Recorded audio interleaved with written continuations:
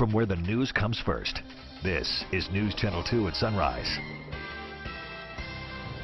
Sunrise continues right now. One woman is dead after she was struck by a vehicle in New Hartford. And this morning, a busy stretch of roadway right there is closed as investigators reconstruct the scene.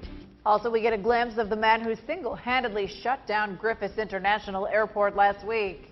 And some say it should have come down after the Civil War. But the Confederate flag in front of the State House in South Carolina is now down on the heels of the deadly church shooting. That and more. Sunrise continues right now. It's 6:30. Good morning. Today is Tuesday, June 23rd. I'm Jason Powers. And I'm Katrina Smith.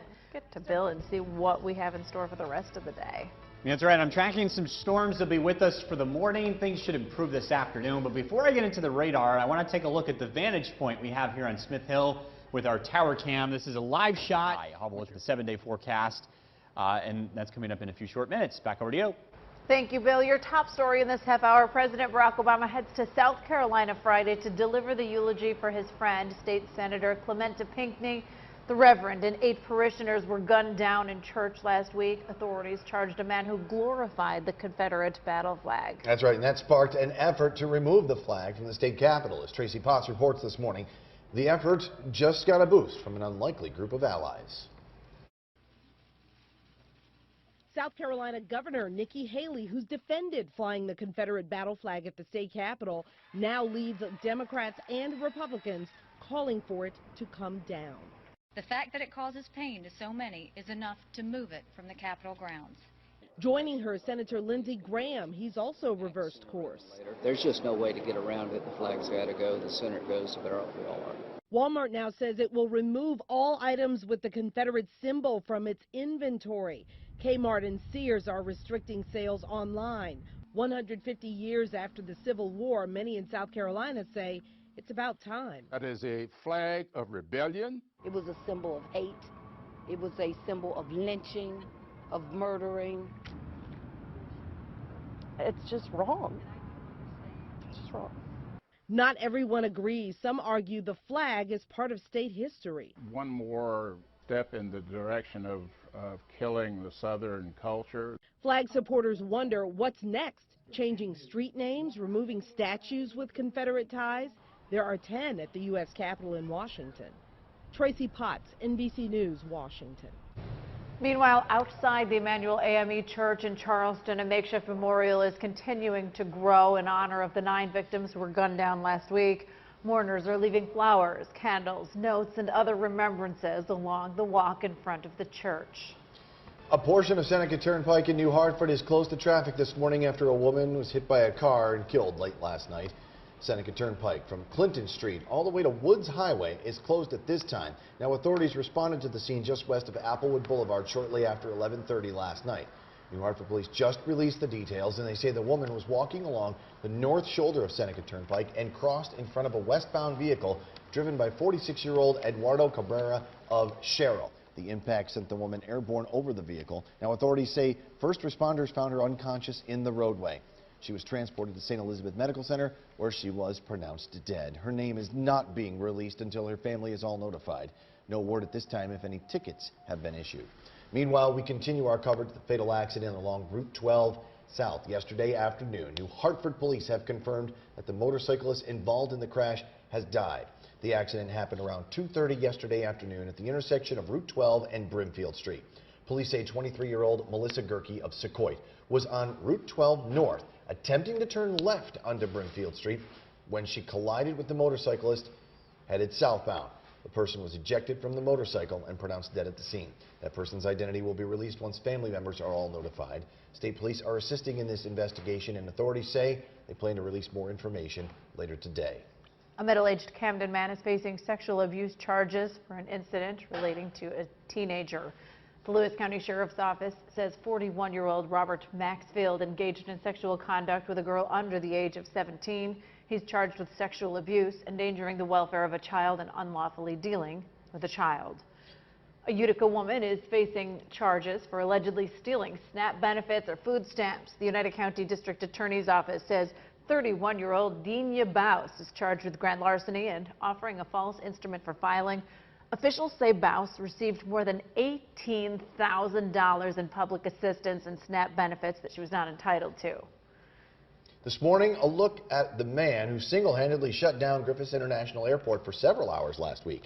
Andrew Demidенko from Richfield Springs is accused of walking into the airport area wearing fatigues and tar all over his face, arms and hands.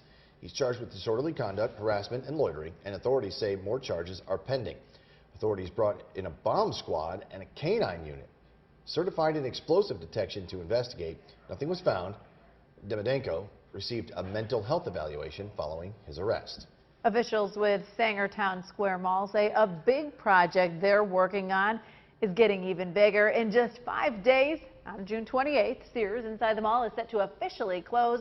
The mall's general manager says with the store's departure comes more room to bring in higher-end retail stores, restaurants, and entertainment to Sangertown. He says we can expect an announcement in the coming weeks.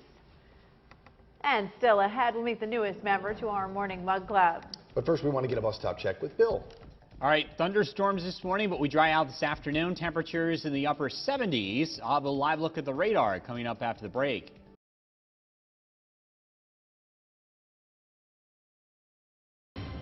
From where the news comes first, this is News Channel 2 at sunrise.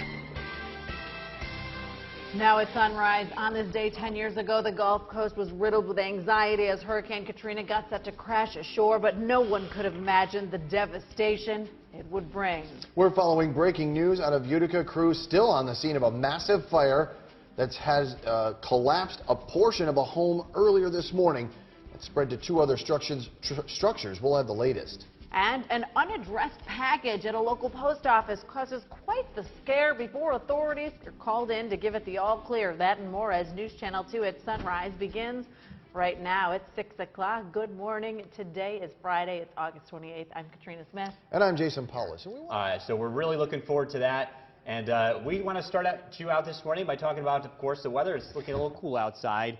Definitely a little fall-like this morning as we take a live look at the Storm Tracker 2 Doppler radar. 51 degrees is the current temperature. Jason and Katrina, back to you. Thank you, Bill. A quick traffic alert to pass along to you in the city of Utica. Crews continue to install that drainage pipe from 6:30 until 4 o'clock this afternoon. Court Street between Cornelia and State Street is closed to traffic. Detour signs there are posted.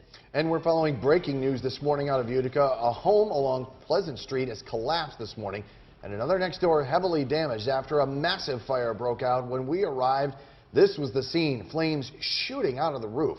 Utica Fire and Police crews responded at 309 Pleasant Street shortly before 3:30 this morning. Crews worked quickly to make sure everyone was out safely before it suddenly spread to the home next door. The families in both homes made it out safely. There are no reports of any injuries. We just checked in with the Utica Fire Department, and dispatch says all fire crews are still on scene at this time, working to put out remaining hot spots. The Red Cross has been brought in to call in and help the victims. Also, Memorial Parkway heading westbound is closed between Mohawk and Oneida Streets. Make sure you stay right here with News Channel 2 and WKTV.com. We'll pass on the latest updates as soon as they are released. And coming up in our next half hour, we'll hear from the chief of the fire department, who says this massive blaze and the damage it caused is very rare in the city of Utica. We'll tell you why. Well, this week marks 10 years since Hurricane Katrina, a storm that, according to FEMA, was the most devastating in our country's history. For survivors, it's a week of mixed emotions, remembering the devastations and those lost, while also staying focused on how far they've come and the recovery that continues. Jay Gray reports from New Orleans this morning with a closer look at a week our nation and much of the world really will never forget. 10 years ago today, there was confusion and the beginnings of what would be chaos. Jay Gray, NBC News, New Orleans. Throughout the weekend, NBC is dedicated to bringing you full coverage of the 10th anniversary of Hurricane Katrina. Coming up on the Today Show today, Al Roker is live in New Orleans, where he will share several stories detailing the comeback of the city and its people. Then tonight, Lester Holt anchors nightly live from Jackson Square, plus a special story of the man who opened the first grocery store in one devastated corner of the city just a few months ago. Then Sunday morning on Meet the Press, a conversation with renowned author Malcolm Gladwell on the implications of the hurricane's evacuations. Again, all that and more right here on WKTV. On to a developing story we've been following overnight out of Savannah, Georgia. Savannah State University was put on lockdown late last night after someone was shot near the student union. Students say a fight broke out between several individuals in the cafeteria. A school spokesperson confirms one man was rushed to the nearby hospital with injuries.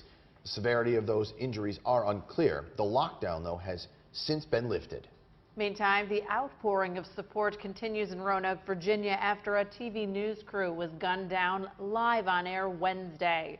Hundreds gathered last night outside the studios of WDBJ-TV for a candlelight vigil to remember 24-year-old reporter Allison Parker and 27-year-old photographer Adam Ward.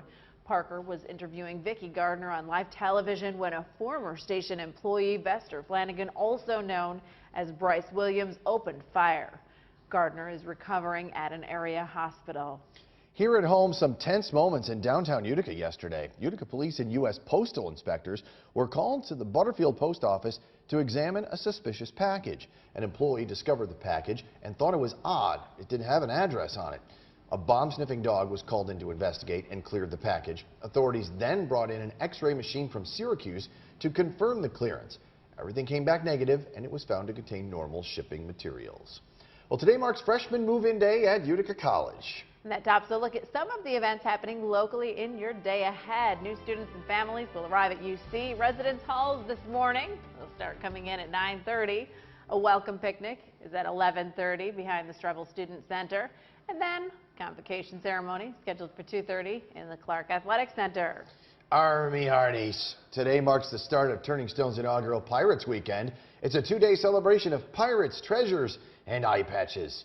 Weekend festivities include a bar crawl, pirate costume party, special pirate decor, performers, and cocktails. Boy, you sound like you'll fit right in. You ought to go. I might. All right, and tonight, world-famous mentalist Robert Channing is slated to perform at Mohawk Valley Community College. Get ready for a mind-boggling night. The show starts at 6 in the IT building.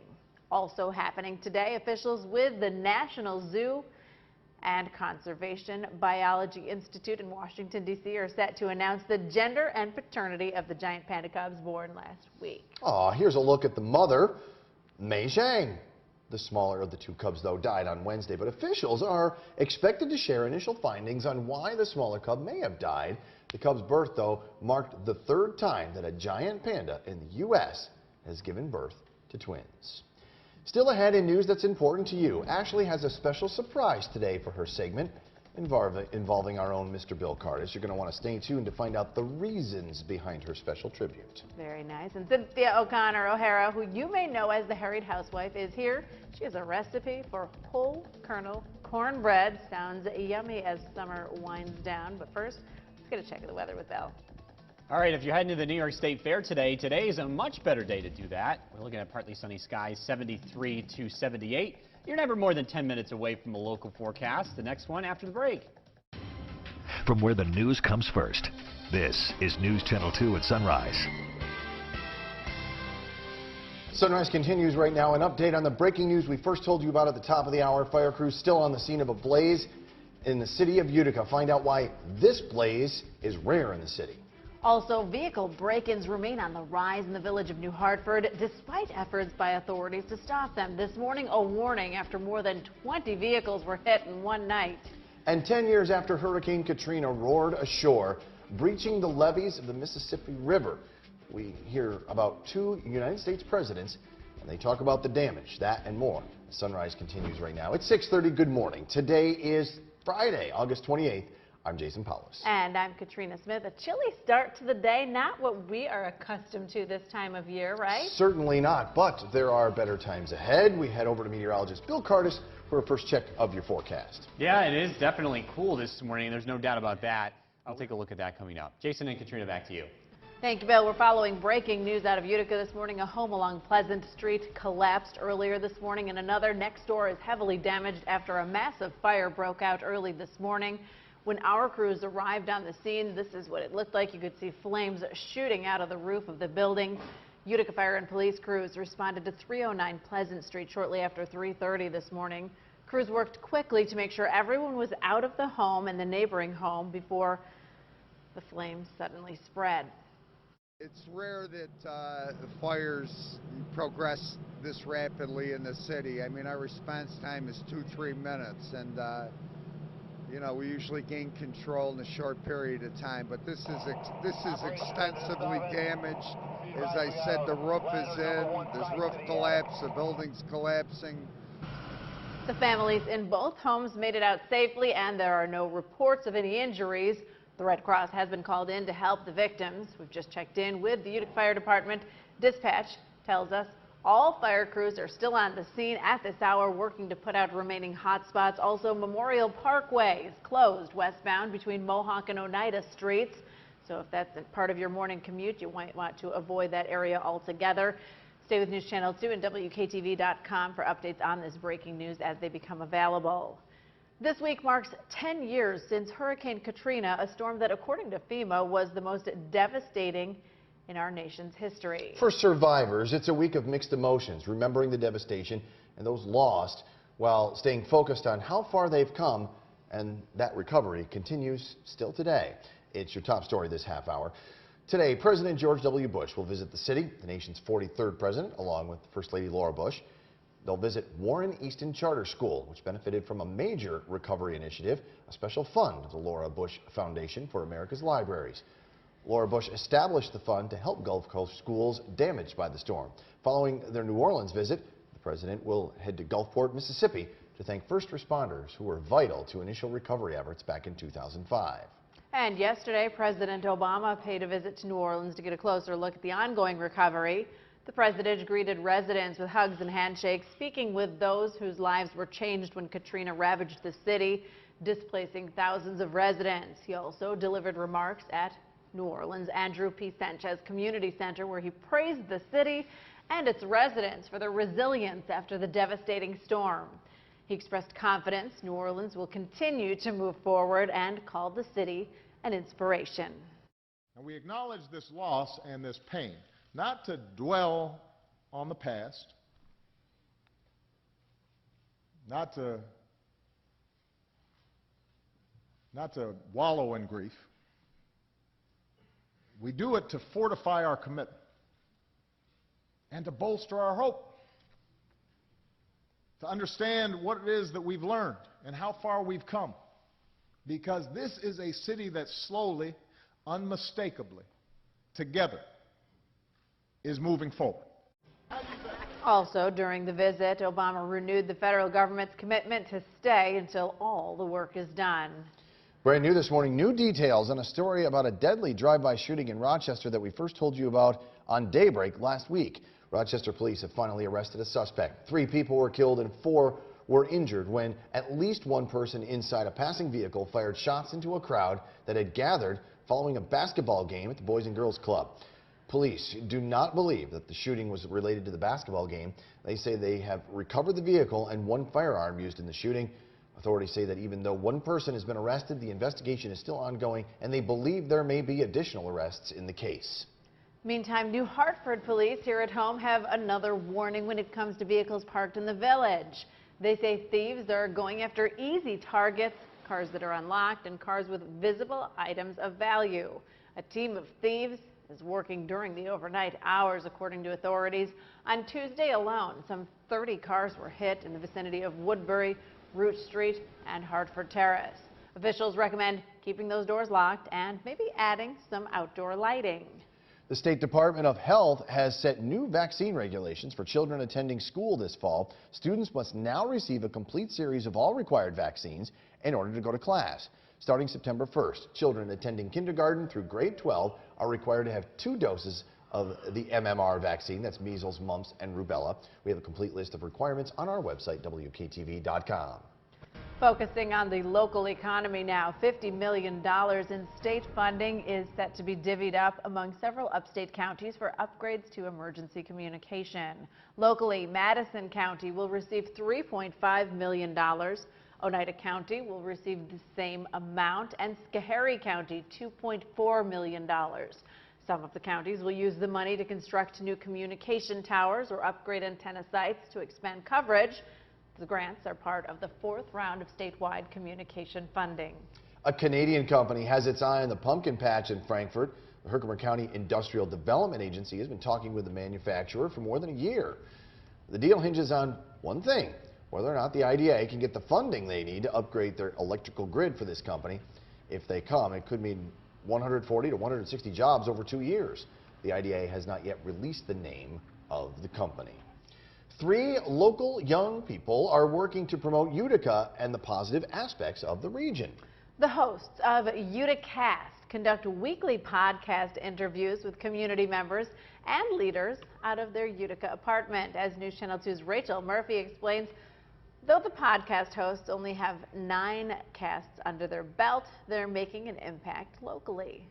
3 locals are producing weekly podcasts called Uticast to promote all things Utica. This is my home. This is where I'm from. I have an invested interest in this place becoming great. I'm tired of the negativity. We need more positivity in this town. Sam Familaro, Kevin Sullivan, and Aaron Higgins are longtime friends with similar interests, including their love of Utica. If we could find a showcase for people to present the good, exciting things that they're doing in this city, we could really do a service. And now they are. Each Tuesday, the group gets together to discuss a variety of topics, usually something local, like a new business, favorite restaurants, or local bands, with other members of the community. It's just everybody that comes in brings a new depth in their love of Utica. So they bring new information for everybody, really. We try to provide just the everyday person's experience, a layman's experience of the things that we go through. You know, we're not coming out, certainly not an educational show. We hope that you could learn something, but we just try to provide, you know, regular people's experiences to the things that we discuss on the show. Some of the guests include the director of the Thinkubator, the owner of the Topping Tree, and the host of Central New York's Comedy Club. My hope for the Uticast is that we reach an audience that's not just our friends, that we can potentially reach people that may not know what's happening in Utica and may not be as involved as we are, and get them out there, get them into the scene more than they are right now. Still ahead, we'll meet the newest member of our Morning Mug Club. Before we do that, let's get over to Bill and get a check of the weather. All right, if you're heading to the New York State Fair today, it looks to be a much better day than yesterday.